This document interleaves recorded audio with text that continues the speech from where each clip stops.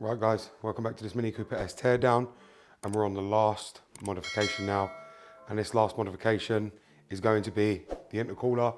And as many of you guys know, we've upgraded to a 17% pulley, and therefore obviously it's going to cause the supercharger to run hotter, and we're going to need a bigger intercooler to be able to cool the air quicker that's going through.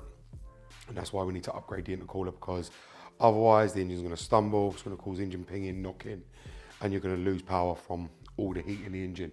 Therefore, that's why we need to upgrade it. I know many people just seem to run it on the normal intercooler, but we are not going to be doing that. The intercooler we have got is this as well, which is the Direnza. You can see here it's a nice black one. I didn't go for the one that I went for before, which was an MTC one. I've got a nice Direnza one here, which I'm going to be mounting on top. And to do that, we're going to have to remove all these brackets, because this is where it bolts down to. We've got new snoot boots as well that's going to go on. I'm not a big fan of them because they're silicone, but we're going to get these brackets off and then we'll get this intercooler on and I'll show you how to fit it. So these are all 8mm bolts, and you don't need these brackets on any longer. So this is our intercooler, as I said, and now that just mounts directly there.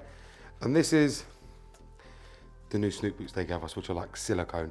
Now I think they've gave them to us like this purely because it makes it easier to slide over and slide over the intercooler side as well, just like that, which it did.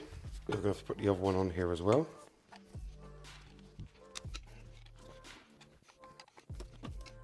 And now that's on. So we need to use some kind of pry tool pick just to get the boots round to make sure they sit flush with the intercooler and obviously your pipes. You don't want no leaks. Now we could have reused the normal clamps, but I've chosen not to. They gave us Jubilee clips.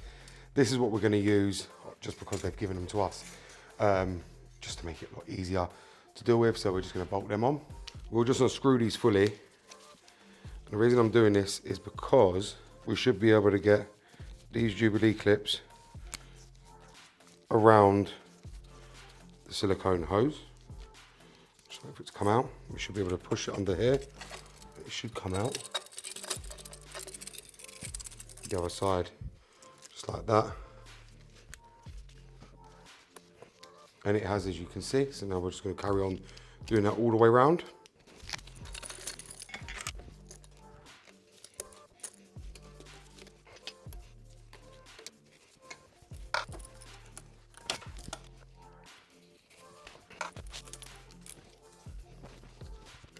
So now we've done that, we're just going to go ahead and tighten them all. Just want to make sure your boots are all positioned correctly before you clamp it all down.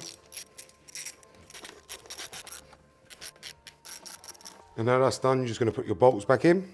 Now with this goes underneath the intercooler. So you just want to put your bolt in.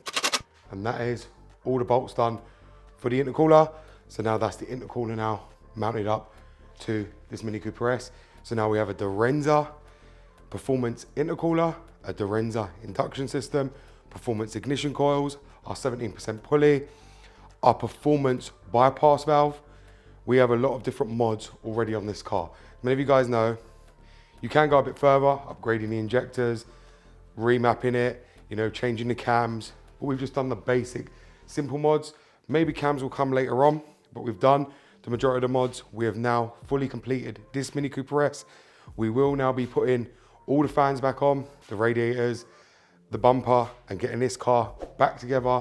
Then we'll be doing another video where we'll be putting the coolant in, letting it run through, and starting this car for the first time since I've done everything on this Mini Cooper S.